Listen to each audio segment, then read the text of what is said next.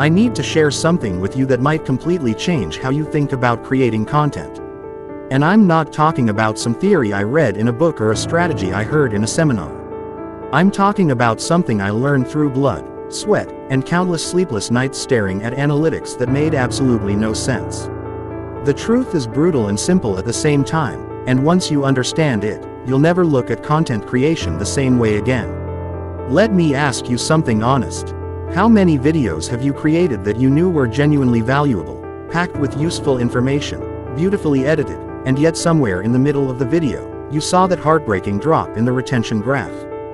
That moment when you look at your YouTube analytics and you see that red line just plummeting like a cliff dive, and you feel this pit in your stomach because you know you put hours, days, maybe weeks into that piece of content. It hurts because you care. It hurts because you know you have something meaningful to say, but somewhere along the way, you lost them.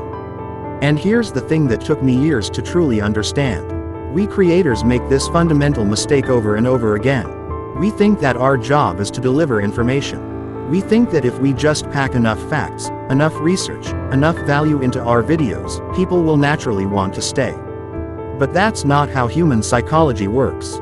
The brain is a pattern recognition machine that's constantly scanning for threats, for novelty, for things that are worth its precious energy. And when it detects something that feels familiar, something that feels like every other video it's seen, it checks out. It's a survival mechanism. Think about it this way. Imagine you're walking down a busy street. Someone approaches you and says, "Excuse me, I'd like to tell you about personal development and how to be more productive." You'd probably smile politely and keep walking. But what if that same person came up to you and said, "Excuse me, did you know that 90% of the work you're doing today will have absolutely zero impact on your life 3 years from now?" Would you stop then? Of course you would. Because that statement creates a gap. It creates a hole in your understanding that your brain desperately wants to fill. That's what we call the curiosity gap, and it's the most powerful tool in our entire content creation arsenal. Let me dive deeper into what the curiosity gap actually means and why it works so powerfully. When you present someone with a statement that doesn't quite add up, that contradicts what they thought they knew, or that hints at something hidden beneath the surface, their brain goes into what psychologists call the seeking mode. The brain releases a small amount of dopamine, the same neurotransmitter that's involved in motivation and reward, and it drives them to seek out the missing piece of information. It's the same mechanism that makes it impossible to stop reading a mystery novel or to walk away from a cliffhanger in your favorite TV show. The brain literally cannot tolerate the gap. It needs resolution. But here's the crucial part that most creators miss. You can't just create one curiosity gap at the beginning and then be done with it. That's like giving someone a single piece of a puzzle and expecting them to stay engaged for an hour. You have to keep planting these hooks throughout your entire video. Every 10 to 20 seconds, you need to introduce a new mystery, a new question, a new reason for them to keep watching. You need to make a promise, even if it's a subtle one, that the next piece of information is going to be even more valuable than the last. This is what we call the curiosity loop, and it's the secret to keeping people glued to their screens until the very last second. I remember watching the analytics of a creator who had absolutely massive retention rates. I'm talking about 80% retention on a 20-minute video, which in the YouTube world is basically unheard of. When I studied their content, I noticed something fascinating. They never, not once, delivered all the information at once. They would make a bold claim, give you just enough evidence to make it believable, then pivot to a new story or a new angle before you even had time to process the first one. They created a rhythm, a flow, that kept the brain constantly in that dopamine-driven seeking mode. And at the end of the video, they would tie everything together in this beautiful, satisfying conclusion that made the entire journey feel worth it. Now let's talk about something even more powerful than the curiosity gap. Let's talk about emotional switching, which is the art of taking your audience on a complete emotional roller coaster within a single piece of content. Most creators think that staying consistent in tone is a strength. They think that if they keep the same vibe throughout, it's professional. But that's actually a weakness. Because the human brain craves novelty, and monotony in emotion is just as deadly as monotony in information. Think about the last time you watched something that truly moved you. Was it a straight line? Was it just one emotion from start to finish? No. It was probably a journey. Maybe it started with curiosity, then moved into surprise, then dipped into something sad or challenging, then built back up into hope, and finally landed on inspiration or deep reflection. That's what makes something memorable. When you trigger multiple emotions in a single sitting, you're not just informing someone, you're creating a memory, a neural pathway that connects your content to those feelings. And when people remember how you made them feel, they don't just watch one video. They become loyal viewers who will follow you anywhere. And here's the thing about emotional switching that most people don't realize. It doesn't have to be dramatic or manipulative. It just has to be authentic. You can be explaining something technical and then share a vulnerable moment from your own journey. You can be telling a success story and then reveal the crushing failure that came right before it. You can be giving practical advice and then stop to ask a deep, reflective question that makes everyone pause and think. These small shifts in emotional energy are what keep people engaged because they feel real, they feel human, and they feel connected to you as a person, not just as a source of information. Let me give you a concrete example that I've seen work amazingly well across multiple channels. Imagine you're creating a video about building confidence, which millions of people search for every single day. You could start with a curiosity gap. Maybe you say something like, "You think confidence comes from success?" Think again. Some of the most confident people I've ever met are the ones who've failed the most. That immediately creates a puzzle your audience wants to solve. Then you could share a personal story about a time you absolutely bombed a presentation. You could describe the physical sensations of that anxiety, the shaking hands, the sweaty palms, the voice that wouldn't cooperate. This is the vulnerability that builds connection. Now people aren't just learning about confidence in theory, they're experiencing it through your story. Then you can introduce a breakthrough moment. Maybe you learned that confidence isn't the absence of fear but the willingness to move forward despite it. Maybe you discovered that every time you took action even when you were terrified, the fear got a little bit smaller the next time. This is the moment of hope and inspiration. And then you can offer a practical challenge. Give them something they can do tomorrow morning. Maybe it's a 2-minute exercise where they write down 3 things they're proud of before they check their phone.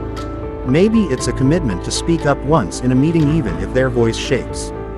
This is where the lesson becomes actionable and the transformation becomes possible. And then you close with a powerful message like, confidence isn't something you find, it's something you build, one uncomfortable moment at a time. But here's where I want to get even deeper into the psychology behind all of this. The primary reason people drop off from videos is not that they're bored in the traditional sense. It's that their brain is constantly processing a question they're not even consciously aware of. That question is this still relevant to me? Is this still worth my time and attention? And if at any point the answer becomes no, they're gone. They don't give you a warning. They don't politely let you know. They just swipe or click away to the next thing in their feed. So what makes something feel relevant? It's the feeling that you, as the creator, understand them. It's the feeling that you're speaking directly to their situation, their struggles, their hopes. And this is where storytelling becomes your most powerful weapon. Because a good story doesn't just tell you something, it shows you something that you can see yourself in. When you share a challenge you faced, your audience starts thinking about their own challenges. When you share a failure, they remember their own failures. When you share a breakthrough, they start imagining what their own breakthrough might look like. This is called psychological mirroring, and it's the foundation of all deep human connection. Let's talk about the structure of a truly compelling video. The first 20 seconds are absolutely non-negotiable. This is where most videos live or die. Starting with, "Hey, welcome back to my channel," or, "In today's video we're going to talk about," is a death sentence for your retention. I know it's hard to hear because it feels natural and friendly, but your audience has already heard that opening 1,000 times from 1,000 other creators. Their brain has learned to tune it out. You need to do the opposite. You need to start in the middle of the action. You need to start with a statement that shocks them, a question that challenges them, or a moment that intrigues them so much that they have no choice but to keep watching. After you've secured that initial attention, you need to build what I call the curiosity framework throughout your entire video. This framework consists of 3 elements. The first is a mystery or a question that you establish early on. The second is the progressive revelation of information that slowly solves that mystery while introducing new ones. The third is the payoff, the moment where everything clicks together in a satisfying and meaningful way. If you can consistently hit these 3 notes throughout your video, you will keep your audience engaged from start to finish because they will always have a reason to stay. Now let's talk about one of the most underestimated elements of audience retention, the concept of the unexpected detour. This is the moment where you seem to be going in one direction and then you take a sharp turn into completely uncharted territory. This pattern interrupt is incredibly powerful because it snaps the brain out of autopilot. When people feel like they know where a video is going, they start to disengage. Their brain says, "I've seen this before, I can predict what's coming, I don't need to pay full attention anymore." But when you suddenly pivot to something they didn't anticipate, they sit up straight again. Their brain goes into full alert mode. It's the same effect as when you're driving on a straight road and suddenly you see a sharp curve ahead. I've experimented with this technique extensively, and the results consistently show that pattern interrupts are one of the most effective ways to boost mid-video retention. For example, I once created a video that started as a straightforward tutorial on how to create better thumbnails. About 7 minutes in, I paused everything and shared a story about how I created the worst thumbnail of my entire career and what I learned from that absolute disaster. That moment of vulnerability and unexpected shift in tone led to a significant spike in retention at exactly the point where most people would have been dropping off. It wasn't planned to be dramatic, it was just a moment where I decided to be honest and share something raw. Another critical element many creators overlook is pacing and rhythm in your delivery. This is where the pause becomes a superpower that most people don't use because they're too scared of silence. But silence, used correctly, can be one of the most powerful tools in your arsenal. When you make a bold statement and then you pause for a couple of seconds, you give your audience time to process it. You let it sink in. You let them experience it before you move on to the next idea. This is what elevates a video from being just a list of facts to being a transformative experience. And let's talk about the ending because this is where a lot of creators fumble at the last hurdle. The ending of your video is not just a summary. It's not just a thank you or a call to subscribe. The ending is your final opportunity to cement the lesson in their minds and to inspire them to take action. This is where you want to hit them with your most powerful, most memorable message. This is where you want to give them something they can carry with them into the rest of their day, their week, their life. A great ending makes people feel like they've just received a gift. It leaves them with gratitude and a desire to do something better with themselves. When I'm crafting an ending, I always think about the emotional and practical impact I want to leave behind. I ask myself, what is the one sentence that I want my audience to remember weeks from now when they're facing a challenge? And then I build everything around that sentence. Maybe it's, the person you become on the other side of your fear is always better than the person who stays comfortable. Maybe it's, success doesn't come from perfect moments, it comes from consistent imperfect action. Whatever that core message is, I make sure it's delivered with conviction and sincerity because I genuinely believe in what I'm saying. Now let's zoom out and look at the bigger picture. The game of YouTube and content creation has shifted dramatically over the past few years. We've gone from a world where you could get views just by being present or by putting out content consistently to a world where every second of every video is competing with billions of pieces of content across hundreds of platforms. The bar has been raised. And the creators who are thriving are the ones who understand that they're not just creating videos, they're creating experiences. This shift is actually a good thing because it forces us to get better. It forces us to look at our work with a critical eye and ask ourselves the hard questions we used to avoid. Is this actually valuable? Is this actually new? Is this actually going to help someone in a meaningful way? Are we telling a story that people need to hear, or are we just rehashing the same old ideas in a slightly different package? These are the questions that separate the creators who just want attention from the creators who want to make a difference. And I want to talk for a moment about the fear that so many creators experience. That fear of judgment, fear of negative comments, fear of not being good enough. I've felt all of those things deeply, and I still do sometimes. But what I've learned is that the fear doesn't go away, you just learn to work with it. You learn that the people who matter are the people who are genuinely looking for help and inspiration, and those are the people you're serving. When you shift your focus from trying to impress everyone to trying to help the people who are genuinely looking for what you have to offer, everything changes. The fear starts to feel less like a weight and more like a compass pointing you toward your purpose. One of the most beautiful things about creating content in this era is that you have the potential to touch people's lives in ways that were impossible just a generation ago. Someone could be watching your video in a completely different country, in the middle of the night, going through something incredibly difficult, and your words could be the thing that gives them hope or clarity. That's not just a nice thought, that's a responsibility. And when you take that responsibility seriously, everything you create becomes infused with a level of care and intention that people can feel. Now I want to give you some actionable frameworks you can implement immediately. The first is what I call the 1-minute engagement test. Before you finalize your video, watch the first 60 seconds and ask yourself if you would keep watching if you were a complete stranger. Be brutally honest. If any part of that opening feels slow, unclear, or generic, redo it until it absolutely grabs you. I've thrown out entire openings and started from scratch more times than I can count because I didn't feel that immediate pull. The second framework is what I call the 3-door principle.